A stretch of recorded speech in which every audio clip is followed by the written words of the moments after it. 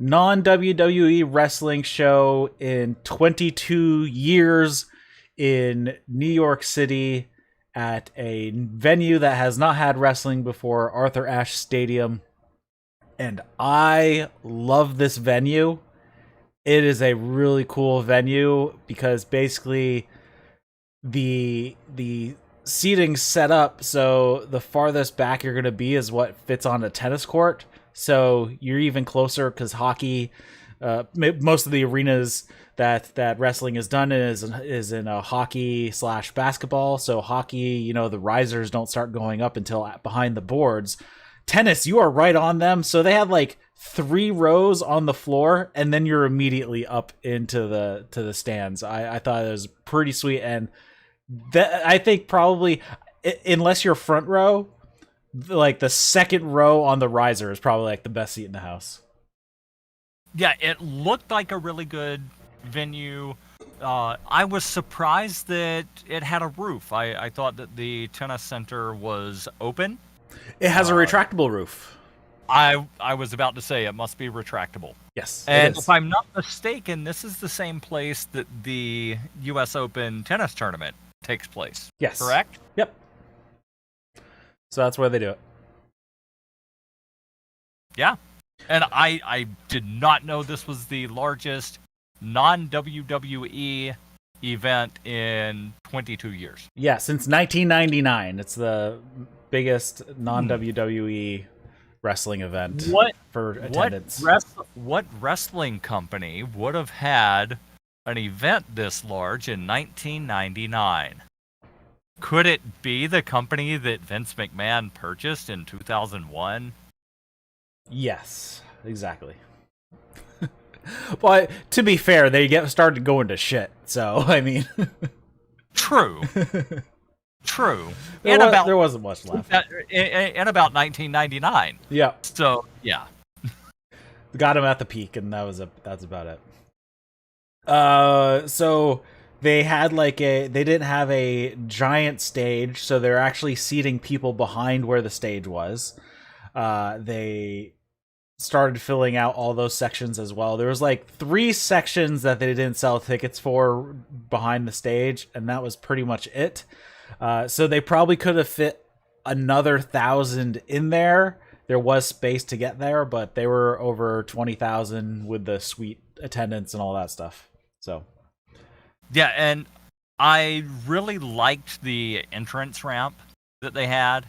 I actually kind of like the ramp that goes all the way down to the ring.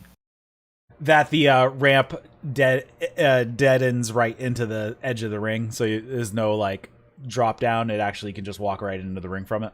Yeah. Yeah. This they had a slanted plexiglass that was, they said, over top of LED screens and some kind of scaffolding. Yep. And that actually came into play during the first match. But yeah, I like that type of ramp. It reminds me of the Jim Crockett Promotions era of WCW. Yes. Yeah, very early WCW did that all the time. They had the ramp run all the way to the edge of the ring. Even when they were really long runs, they would do it all the way to the edge of the ring. So I remember seeing what match was it? Oh, I mean, Mick Foley was in it with somebody against... Oh, man, now I can't even remember who it was. I think Public Enemy. I think that's who it was with. I saw a match with that set up.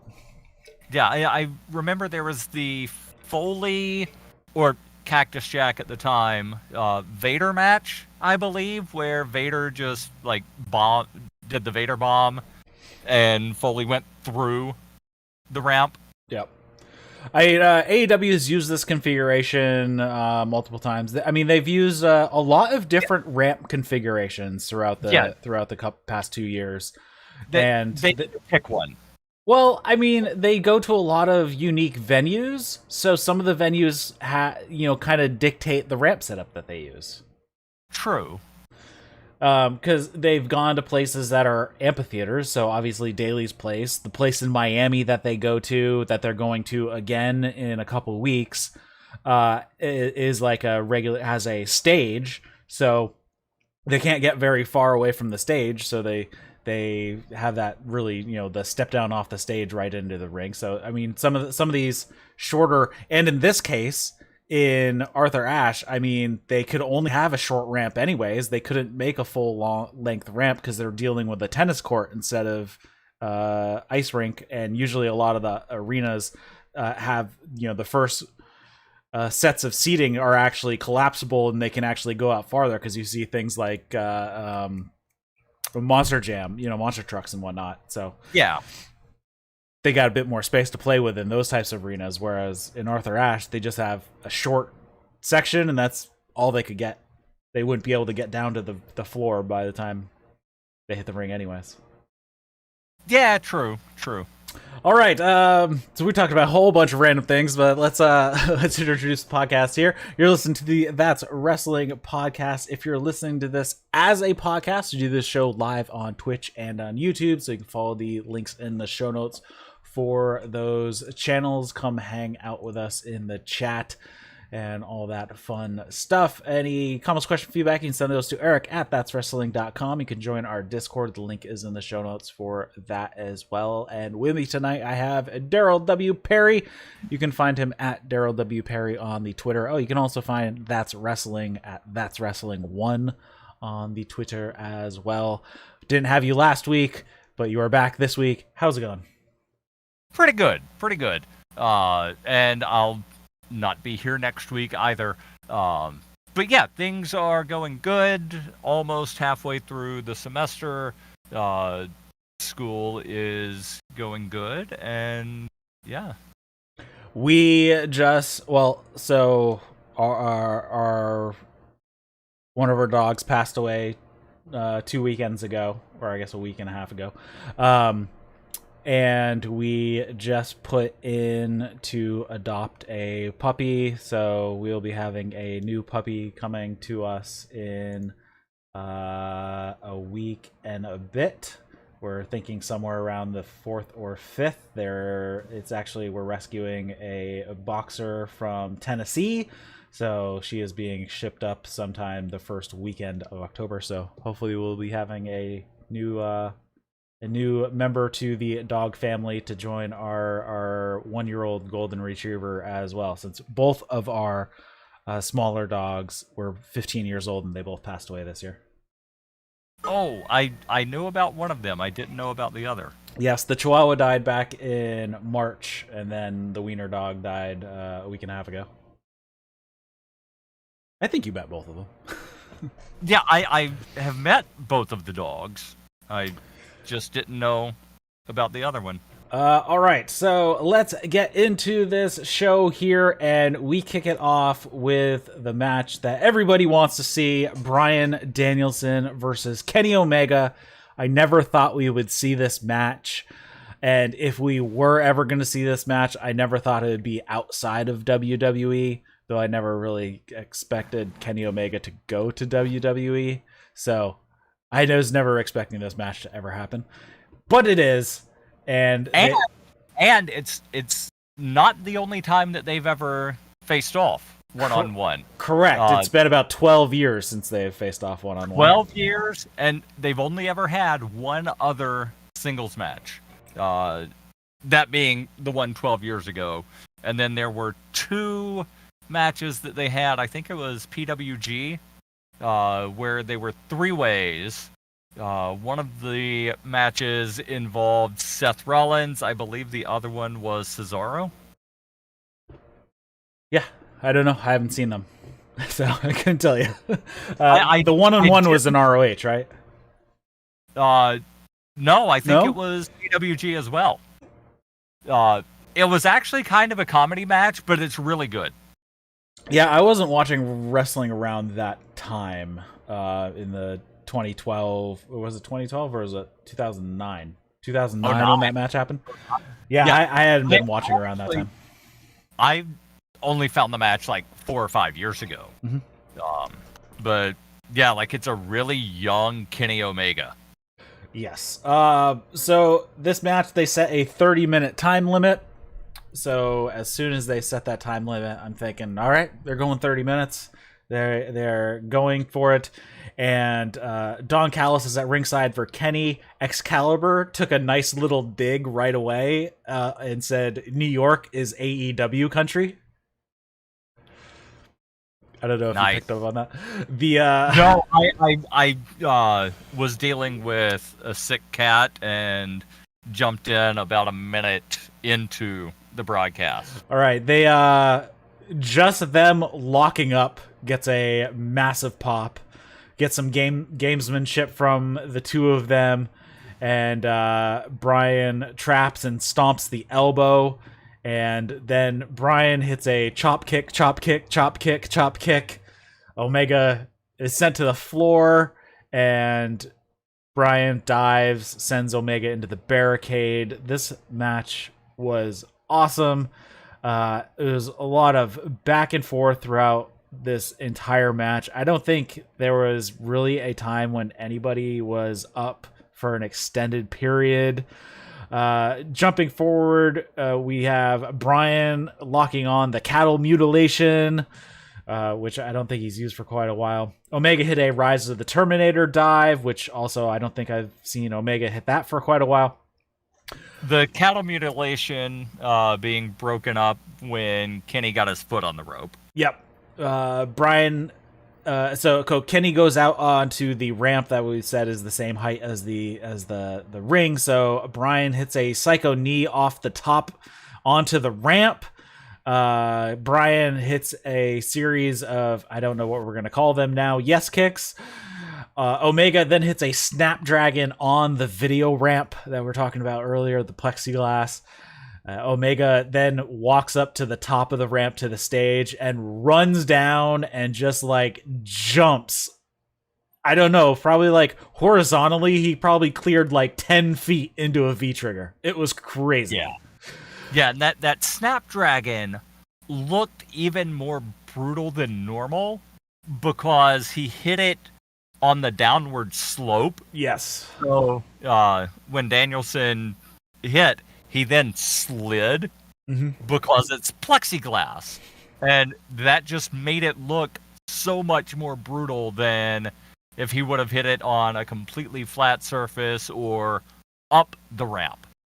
So Bryan falls kind of off the ramp down onto the floor next to the ring. The ref is doing the 10 count. He gets to 8 and Kenny's like, screw this. He goes to the outside to break the count himself. He goes over, throws some stuff off the timekeeper's table, hits a little body slam on the table, didn't break the table though. And while the 10 count is happening again, Omega takes a little water break. I'm surprised water breaks don't happen more often in some of these really, really long matches. Yeah. Bryan makes it to the ring to answer the 10 count. Omega gives Bryan a really hard buckle bomb, and it was really, really high. So Bryan fell out of the ring onto the ramp again, and he crawls back in. Omega hits a missile drop kick to the back between the shoulder blades. Bryan avoids a snapdragon, tries a roll up. Omega kicks out and hits a heel kick to the back and then a V-trigger to the back. Omega sets up Bryan up top, and it looks like he wants to go for a dragon suplex off the top. Bryan escapes and hits a super backdrop on Omega, and Omega lands right on Bryan's right arm, and he starts selling the arm like he totally jacked it from that landing. Apparently he's actually fine, so that's a plus, because I was really worried about that, because it looked brutal because his like arm twisted in a weird way when Kenny landed on it. Yeah, and commentary even mentioned, like it looks like, Bryan Danielson took the brunt of that fall because Kenny's full weight was on his arm and shoulder. And they replayed it. And then they showed the replay, and they're like, yeah, that's gonna, probably keep him from getting in the, what are they calling it? The label lock? Label lock, yeah. Yeah. They exchange strikes. We get a V-trigger from Kenny. We get a capture suplex from Bryan with a bridge for a 2 count. Omega puts Bryan on the top rope again. Bryan hits a super dragon suplex. Bryan gets hit with a super dragon suplex. Bryan flips all the way over. So he did not land on his neck. He actually landed, his knees actually hit the ground first. So if you're going to do a super dragon suplex, this is the way to do it. Omega hits a massive V-trigger. He picks Bryan up for the one-winged angel. Bryan hits a poison Rana. Danielson then avoids a V-trigger in the corner, hits a round of kicks to a kneeling Omega. Omega blocks a psycho knee by picking him up into a power bomb, hits another V-trigger for a 2 count. Then Omega goes up top, and he goes for, what you rarely ever see him do, he goes for a Phoenix Splash, and Bryan rolls out of the way, so Kenny crashes and burns. Bryan hits a mix of mid and leg kicks, and then starts throwing elbows. Actually, they both start throwing elbows. Omega goes down, and Bryan hits another round kick to the head. Then a bunch of stomps to the face. Bryan struggles and can't get on the label lock, though. We get the 1 minute remaining call. We get a running knee from Bryan, V-trigger from Omega, ripcord clothesline from Bryan, V-trigger from Omega. They basically start hockey fighting, and then the time limit expires, but they keep fighting. And then we have the super click running out to beat down on Bryan, and then Bryan is sitting in the corner. He gets triple super kicked by the super click, and then Christian, Jungle Boy, and Luchasaurus all run out to make the save and run off the Elite. This match was excellent. A lot of people are pissed off about it. I don't know why. I'm going to say it here. This is the appropriate finish for this match. It is also the appropriate finish for their 60-minute time limit title match as well. If it happens, Kenny made a tweet earlier today saying there will be no rematch. But of course, he just needs to work his way up their rankings. Yeah, at some point there will be a rematch. I did find it interesting that the crowd, during a match with a 30-minute time limit, was chanting "Fight Forever." Like, I understand the sentiment, but apparently the New York crowd didn't understand what a 30-minute time limit meant. I think they just want to see them wrestle forever. Right. Not the match wrestle forever, but yeah. Apparently there was a 15-minute call that didn't come over broadcast, but people in the arena said they heard. And then there was also a 5-minute remaining call that I thought I heard. I didn't hear either of those. I didn't even hear 1 minute. Oh, the 1 minute was very clear.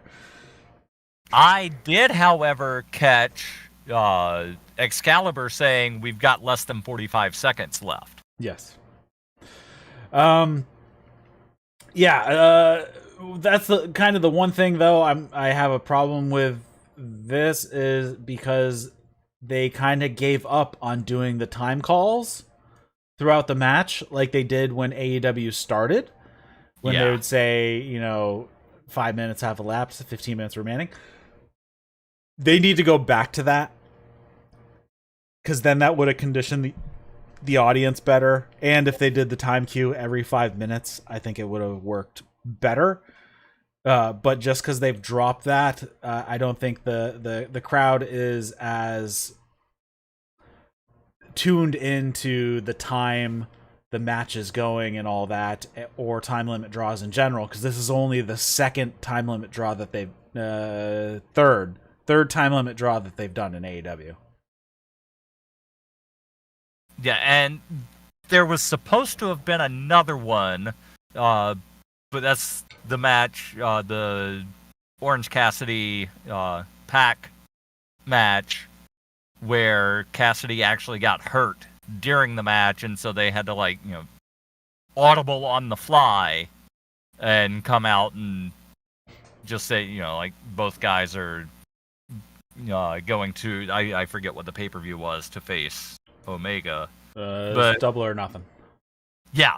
But yeah, definitely the time cues every 5 minutes, and then in the last 5 minutes, every minute. Yeah, or I mean, you could do the New Japan route. They do it at the 5 minute mark, then they do it at 3 minutes, 2 minutes, 1 minute, and they skip the 4 minute. Yeah. What was I gonna say? So yeah, for the time limit draws that have happened, it's only been Cody, Darby, Allin, Moxley, and Pac, and then this match, right? Those are the three I believe so. At least that have been on either a pay-per-view or Dynamite or Rampage.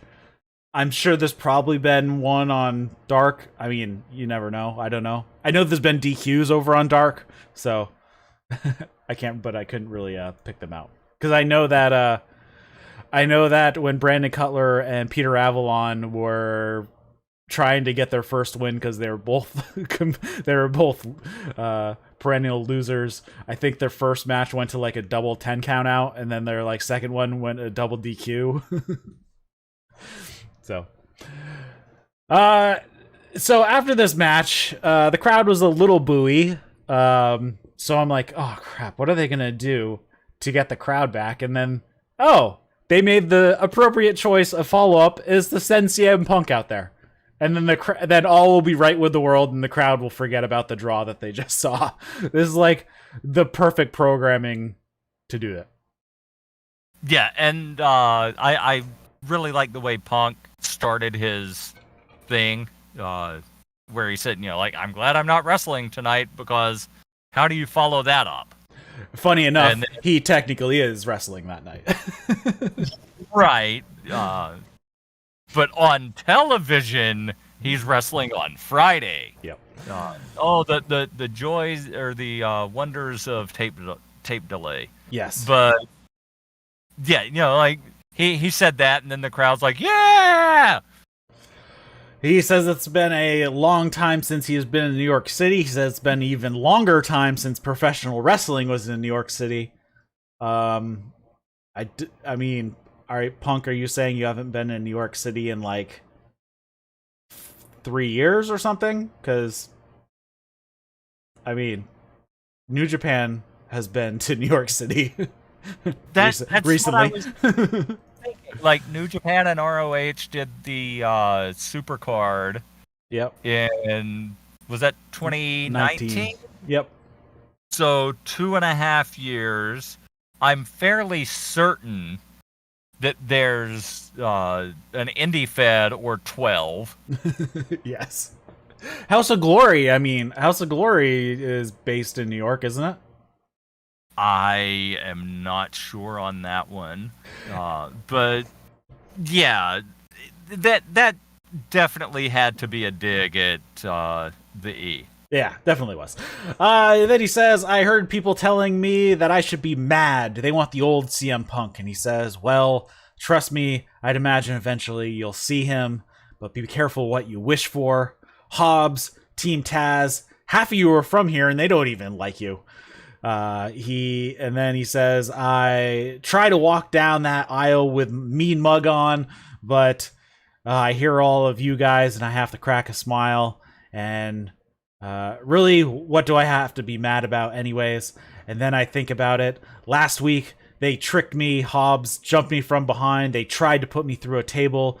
And yes, it pissed me off. And yes, I'm mad about it. But when my music hits and I step out onto that stage, I can't help how I feel. And that pissed off feeling goes away. Yes, it's a love fest out here. Yes, I'm smiling. Yes, I'm happy to see all of you.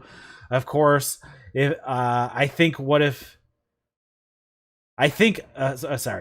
of course, I think what they did or attempted to do was to take all of this away from me, and they don't want to see happy CM Punk and enjoy professional wrestling fans.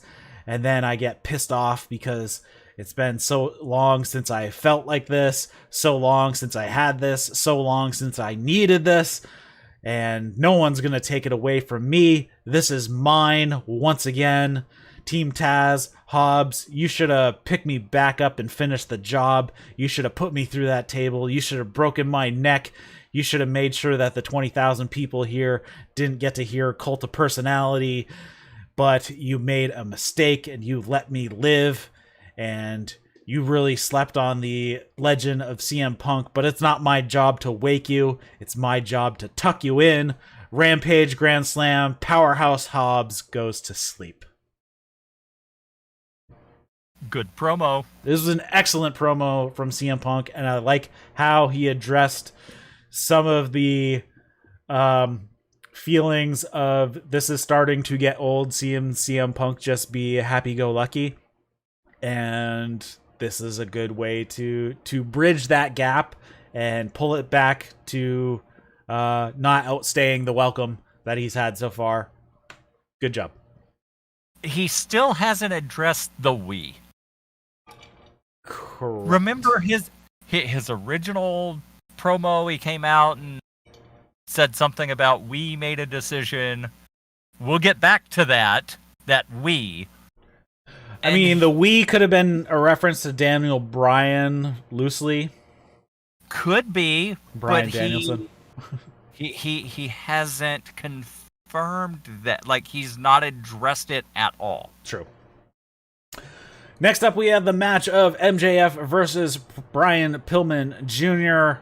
MJF offers a handshake, but Pillman goes straight for a double leg takedown, hits a few mounted strikes from the top, and he attacks in the corner. The ref has to pull him off, and when he's doing that, MJF pokes Pillman in the eyes.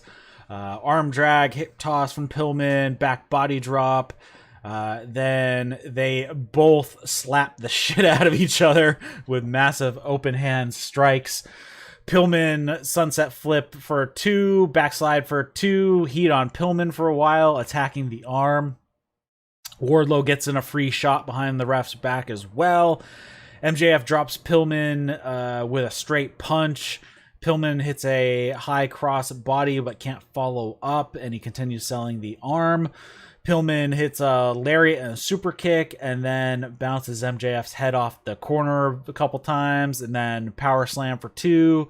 MJF rolls to the outside, and Pillman goes for a dive, but MJF pulls Julia in front of him, so Pillman pulls up short, and then he gets out of the ring, and MJF pushes Julia into Pillman, and then hits a lariat on Pillman. MJF gets distracted by Julia, though, and Pillman ends up hitting a drop kick to the outside, and then he throws MJF back into the ring. Pillman goes for a springboard lariat. MJF catches him and puts on the Salt of the Earth armbar and taps out Pillman. MJF winning here. Good match. I would have liked to have seen Pillman go over, but might still be a little too early for that. Yeah, definitely considering MJF is kind of like one of their biggest stars. I wouldn't see Pillman going over MJF at this point. Bryan still has a ways to go. I mean, he has been wrestling for what, like 3 years? 3 years, I think, right? Not a lot. Yeah, he doesn't have a lot of experience. Yeah. But you know, like, he definitely seems to be getting a little bit of a push. I hope that they keep him regularly on television. Yeah, he's starting to connect with the crowd a bit. I still think he's pretty weak in the promos. The sit down he did with JR is probably the best thing that he's done, but all the other promos have seemed kind of I don't know, mundane, I guess is the way to put it. He definitely, the Pillman name is definitely both a blessing and a curse for him, because people are always going to compare him to his dad. Especially because his dad was an amazing promo. Right. But at the same time, like, having the Pillman name probably opened a couple of doors that wouldn't have been opened otherwise. Yes. And he did start a little bit later than a lot of people. I think, he's like 27 now. I think he was like 24 when he started. So Yeah. he started a little later than some people. You think holding the Pillman name, you'd though I guess a lot of people would discourage him from getting into wrestling anyways. I mean, there's a lot of wrestlers that try to discourage their children from getting into wrestling, and then end up their children go into wrestling, like Gorilla's Destiny. And so, Yeah. like, And well, I tried to discourage all my kids, and all 3 of them went into wrestling. And another one that entered the business late, Charlotte. Yes. Like, she wasn't planning to become a wrestler. She only became a wrestler because her brother died. Mm-hmm. And, like, that was his dream. And she's like, well, like, I know I can do this, so I'm doing this for him. Next up, we had Alex Marvez with Jericho and Jake Hager. And at this point, Jake Hager cutting awful promos is like his shtick. Yeah. He says, men of the year, more like boys of the week. I see some little boys about to get spanked because they follow a fat-faced dipshit. Yeah. I'm like, oh god, this promo is awful. Yeah. And you can tell that it was after 9 o'clock because they dropped a shit. Oh, they can do that. They do that. It doesn't matter what time it is.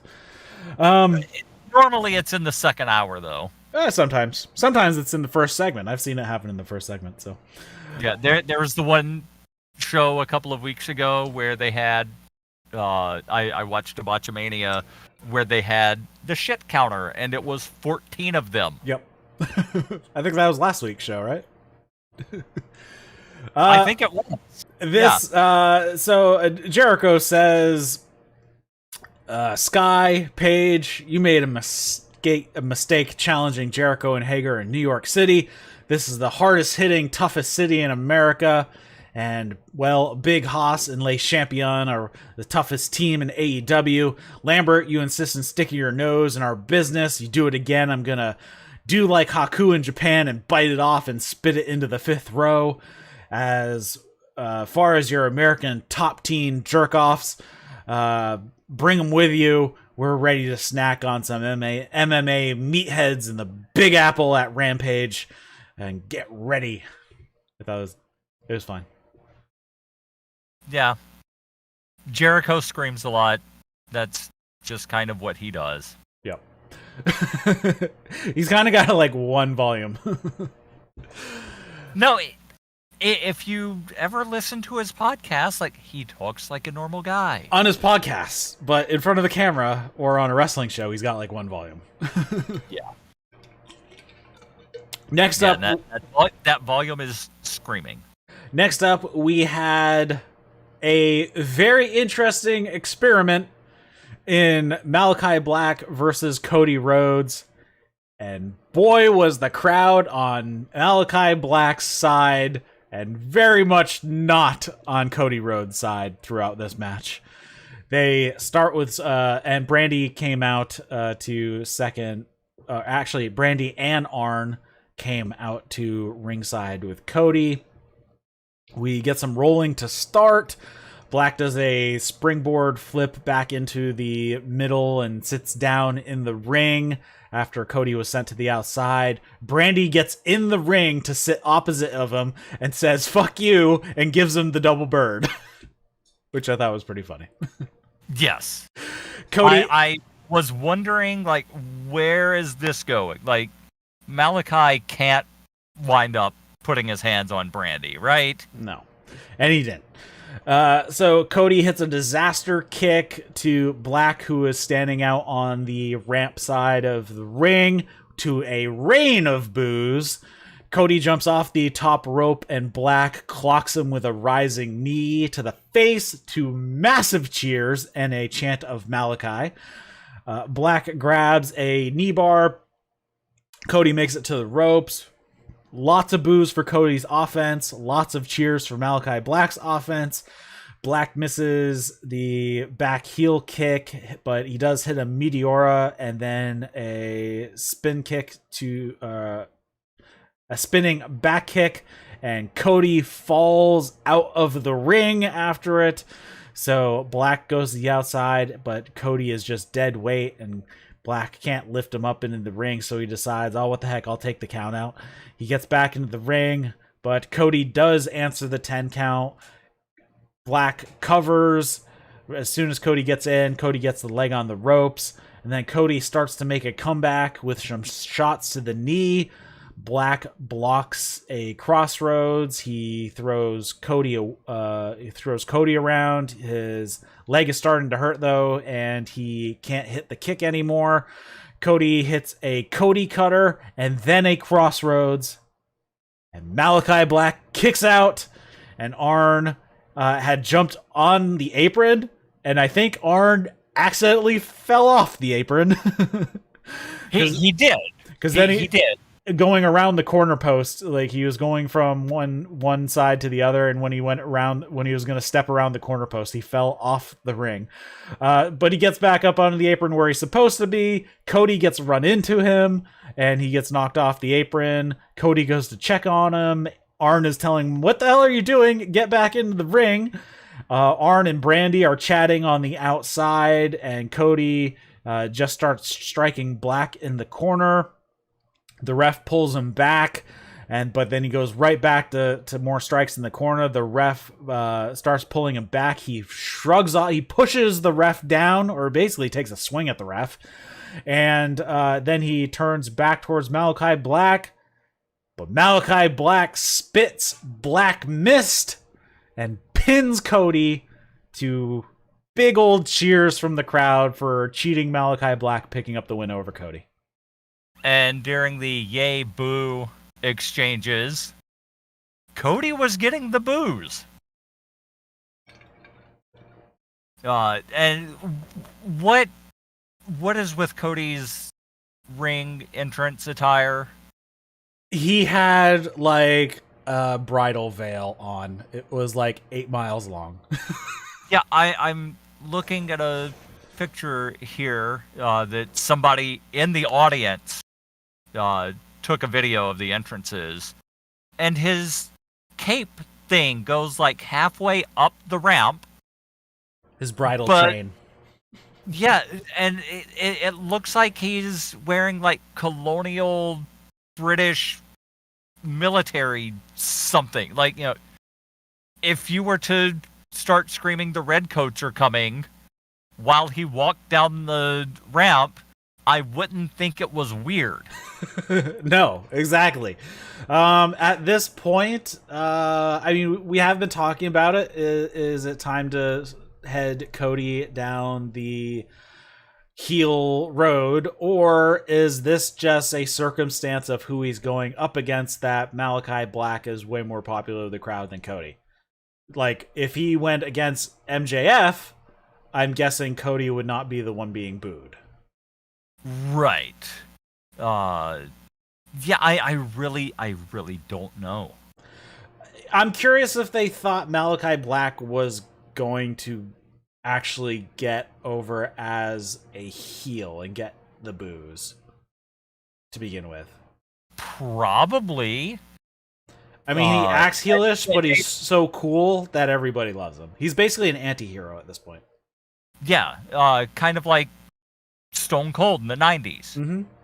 Where, you know, like, he did very heelish things, but people loved him because he was doing heelish things against his boss. Yes. And, like, everybody wants to, you know, kick their boss's ass and still have a job. Yes.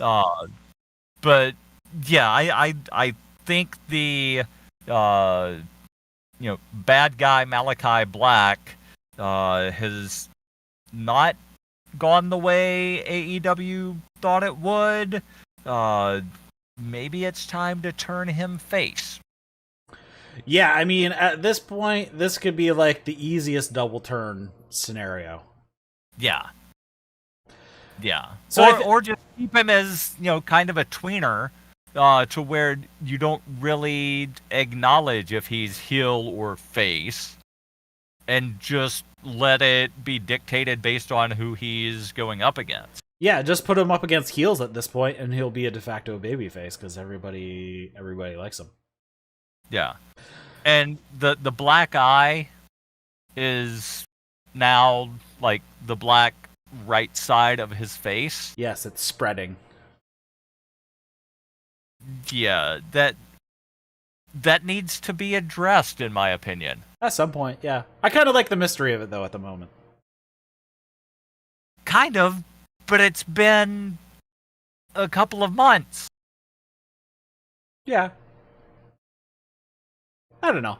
We'll see how it goes. So far, I'm not clamoring for an answer. I'm just kind of digging the small details that he puts into his character. Yeah, I just think at some point it needs to be addressed. Next up, we had a Miro and Sammy Guevara video. Sammy says, winning a match is one thing, but beating a guy down afterwards just isn't right. Fuego just lost his new car, and you add insult to injury. And Miro says, I've been humiliating your friend for weeks now. Why now do you become brave? Maybe you see people attacking this. And he points to his neck, and he says, and yes, I did break my neck in 2012, but my God fixed me, and my wife put me back together. My powerful body is theirs to control. He demands pain, and she demands pleasure. Sometimes pain too. And you keep coming, seeing a weakness, and I will keep calm, knowing you're a fool. And then Sammy says, next week's God's favorite champion versus the Spanish God. And to celebrate, Fuego, I'll buy you a new car. I never knew that I wanted to see Miro versus Sammy Guevara, but I'm looking forward to the match now. Mm-hmm. Just, like, I don't think that Sammy's going to win the match, but it's still going to be a good match. Yes, I don't think he's going to win the match either. But it definitely is going to be a good match. That is the only match announced so far for Dynamite next week. I'm guessing we'll get the rest of the card on tomorrow during Rampage. Yeah, for some reason I thought CM Punk has a match on Rampage. Oh, right. We got 2 hours of Rampage tomorrow. Yeah, all the other matches that they talked about were things happening Friday. Okay. Yeah, so Sammy versus Miro is the only match announced for Dynamite next week. Next up, we have FTR versus Sting and Darby Allin. And once again, you put perfect guys like FTR in the ring with Sting. They can take care of him, no problem. They can bump around for him. They're not going to hurt him. And that is exactly what happened here. FTR starts playing some head games right out of the gate as they come out in NWO-inspired gear, which I thought was awesome. Were you able to make out what text they had under the FTR? I did not. Yeah, me either. Okay. I kept trying to figure it out. Like, every time they would show a close-up, like, I would pause the video to try to read it, but I never got a good look. I did not. Sting and Darby wear matching face paint. It's a little more subdued on the blacks from Sting's normal. And I like they both had like a blood tear streak under one eye. That's kind of a good look. Yeah. Darby and Dax start things off, and they just push each other, and they get pushed towards FTR's corner, and Darby smartly goes running out to his corner when Cash blind tagged himself in, and Sting immediately tags in, and he locks up with Cash. Dax grabs the back of Sting's shirt when they get close to FTR's corner. FTR double teams Sting. Sting fights them off, hits scoop slams on both of them, but he misses a Stinger splash. FTR beats up Sting in their corner a bit. Dax gets dropped with a shoulder block. and Sting was a bit out on his feet when they collided, and he falls forward and headbutts Dax right in the balls. Yeah, that I love that delayed fall thing. I love the delayed cell. Those are always funny. Especially when the person falling inadvertently hits a move on the other guy. Yes. I still have to say my favorite delayed seller is Kyle O'Reilly. He does some of the best delayed sells. He gets hit with something big, and he pops back up, and he does the put up your dukes type of motion, and then he just falls backwards out of the ring. Darby gets tagged in, hits a couple of coffin splashes. Darby gets caught by FTR when he tries one on the outside to the floor, and they slam him into the edge of the ring. Darby hits a desperation code red for a 2 count, but they keep beating down Darby. FTR tries the phantom tag, but the ref is not falling for it, so while he's dealing with getting Cash back out of the ring, Darby rolls up Dax, but since the ref is still trying to get Cash out, he misses it, and he's down forever, and then when he finally starts counting, he gets a kick out. Darby gets a tag to Sting. Sting sends Cash into to the outside. Hits a spine buster on Dax for 2. Sting prevents the assisted pile driver, throwing Cash off the top. Sting hits a cross body off the top for a 2 count. Dax tries a roll up for 2. Cash stops a coffin drop, Scorpion Death Drop combo. But Sting does hit the Scorpion Death Drop on Cash, and when doing that, Dax wedges a chair into the corner, and he's like covering it with his body, leaning back into the corner. So Sting comes in for a Stinger Splash. Dax moves out of the way, but Sting stops short when he sees the chair. So Dax charges at Sting, and Sting redirects him into the chair for a 2 count, and then Sting gets on the Scorpion Deathlock, and Darby hits a coffin drop on Cash as Cash is trying to pull Dax to the ropes. And after that happens, Dax has to tap out because he can't make it. So Sting taps out Dax Harwood, and Darby Allin and Sting win their match. I thought this was a really fun match, and Sting is very over. Yeah, and I just found, thankfully, Dax wound up tweeting a photo of their gear last night. Forever the Rev star. I guess they can't actually use the word revival, since WWE owns that, but That's it's funny. Definitely, yeah, supposed to say forever the revival, with the number 4 instead of spelling out the word. Nice. Yeah. What do you think about this match? I thought it was good. I can't think of anything that was bad in the match. Sting still hit the ropes hard. Yeah. I am, however, still waiting on that alluded to Tully versus Sting match. Yeah. I'm curious how that will play out. I'm assuming it's going to be some sort of, 6-man tag, but I don't know who would team up with Sting and Darby. Maybe Mox. Yeah, like Mox, I think, has had several matches with Darby as a partner. Mm-hmm. I could see that. Yeah, I mean, they did a promo a long time ago where Moxley said, "I am a lone wolf, but if you ever need a riding partner, give me a shout." Yeah. Tully, for some reason, I thought he was in his 70s. 67 years old. Yeah, so he's what, like 5 years older than Sting? 4 or 5. Yeah.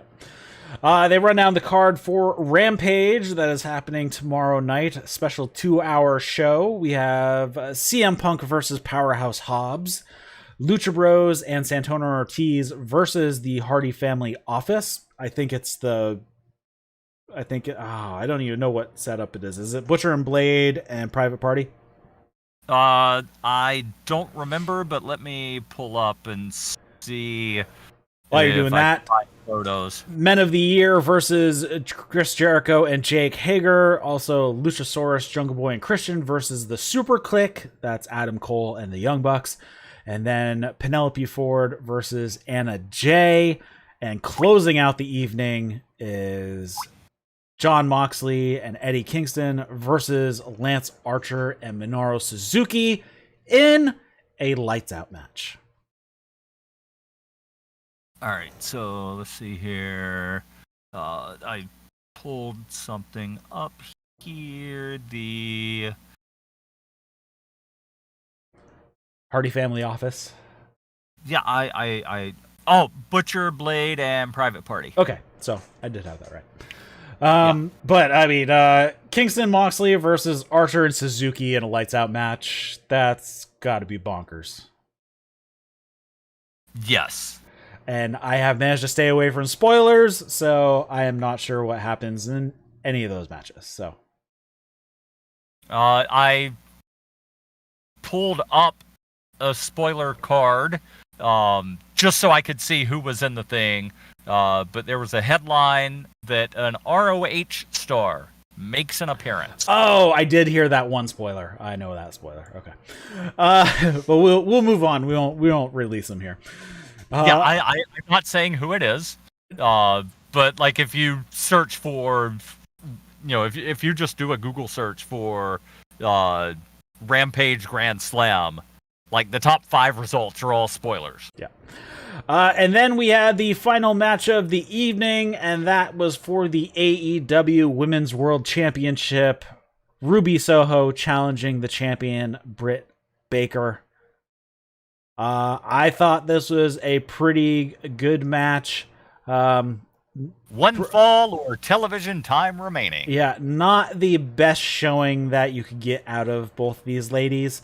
I thought the finish was overbooked a bit. Definitely clunky. A little clunky.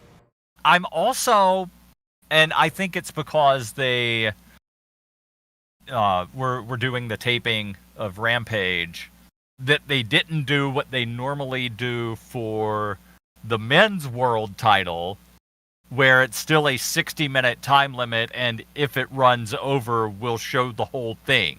Mm-hmm.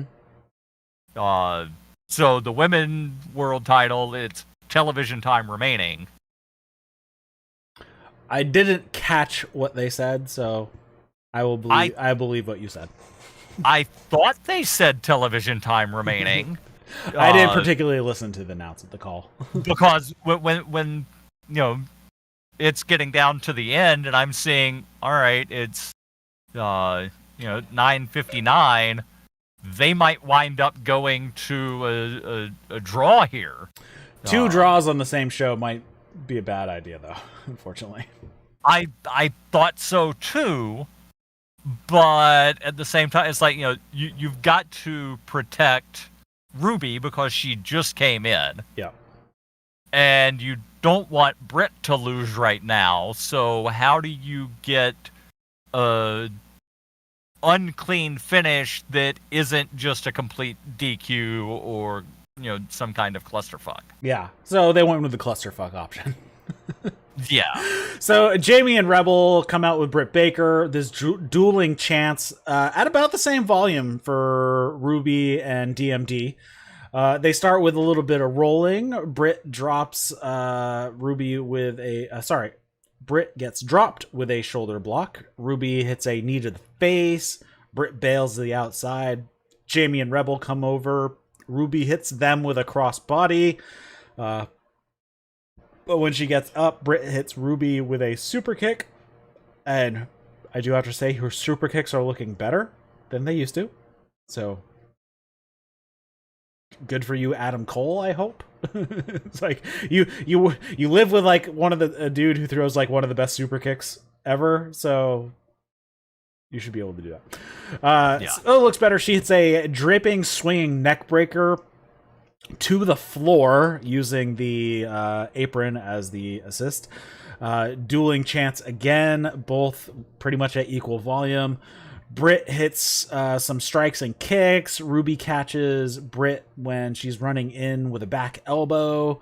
Does the leg scissors pull into the corner. Hits 3 running kicks in the corner. Britt throws a big elbow strike. Ruby hits a suplex and a thrust kick. Britt pops up and hits one of her own, and they both collapse. They throw forearms back and forth. Ruby starts hitting some headbutts, hits an uppercut, another headbutt.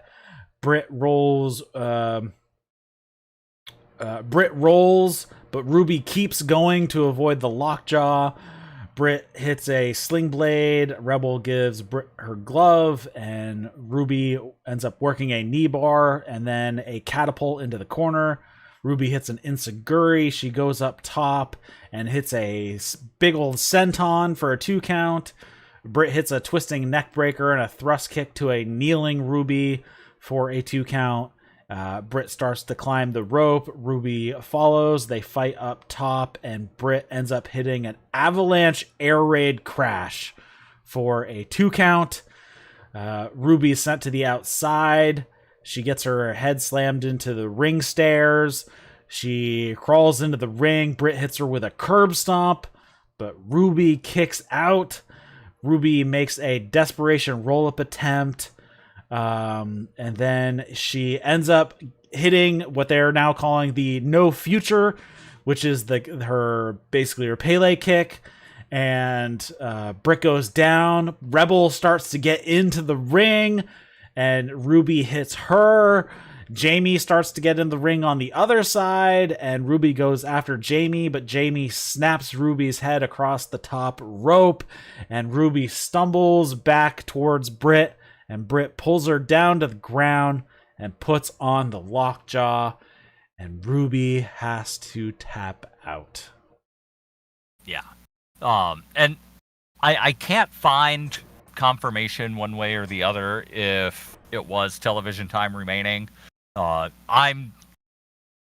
guess I'm speculating that because always in the men's matches, if there's less than 60 minutes left for the main event, as long as it's not the TNT title, they'll say repeatedly, if this match goes over, we'll continue blah blah blah.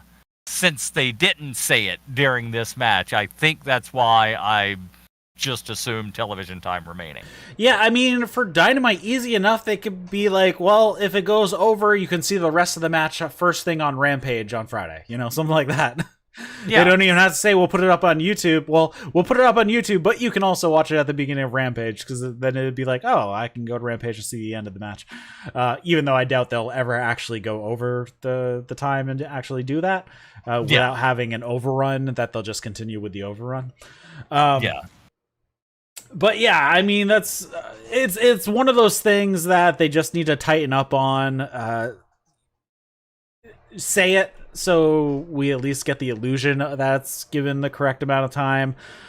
Same with start giving us our time cues every 5 minutes, so you keep the crowd conditioned on time limit draws happening. I would also do time limit draws a little more often. I mean, 20-minute matches, I can't believe we've only had 3 time limit draws. One of them was a TV time limit. One of them was just a regular time limit, and or 2 of them were regular time limits, and one of them was a 30-minute instead of a 20-minute. Yeah. So, I mean, get those time cues in there and condition the crowd and do time limit draws a little more often. Yeah. And in other AEW news, Dynamite is moving to TBS in January, I believe. Yep, January 5th. There's speculation that they're introducing a second women's title to be called the TBS Championship. Yes, so Dynamite is moving to TBS starting on the 5th of January, and originally it was announced Rampage would also be moving in January, but they decided to keep Rampage as staying on TNT.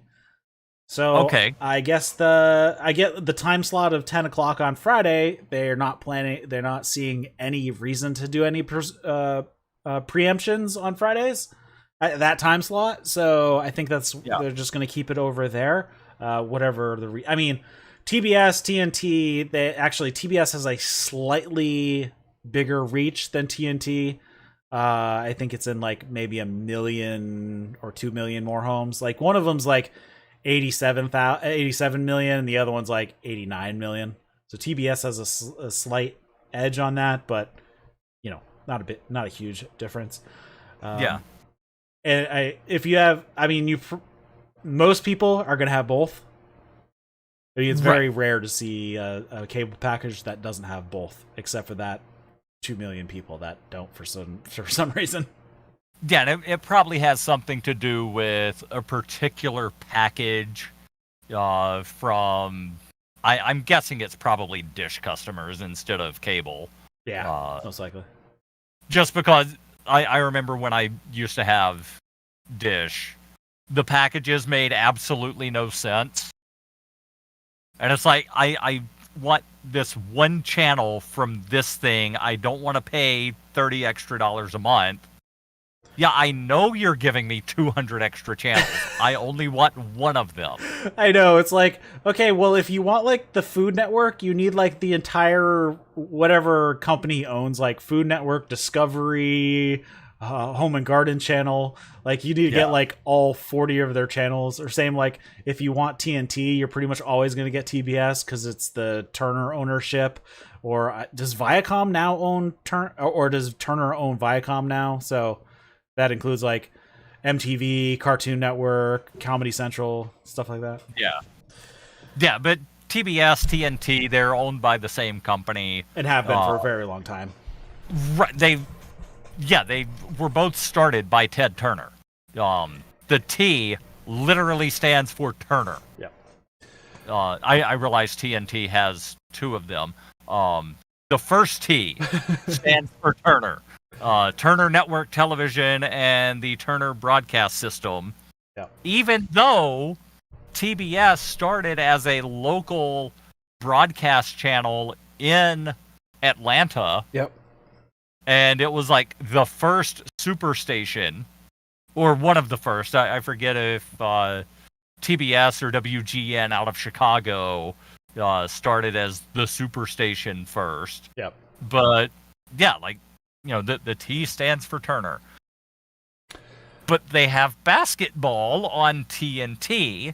They don't do basketball on TBS. Right. Although I don't know if TBS still does Braves baseball. I don't know, actually. But I'm assuming that if they're moving, Dynamite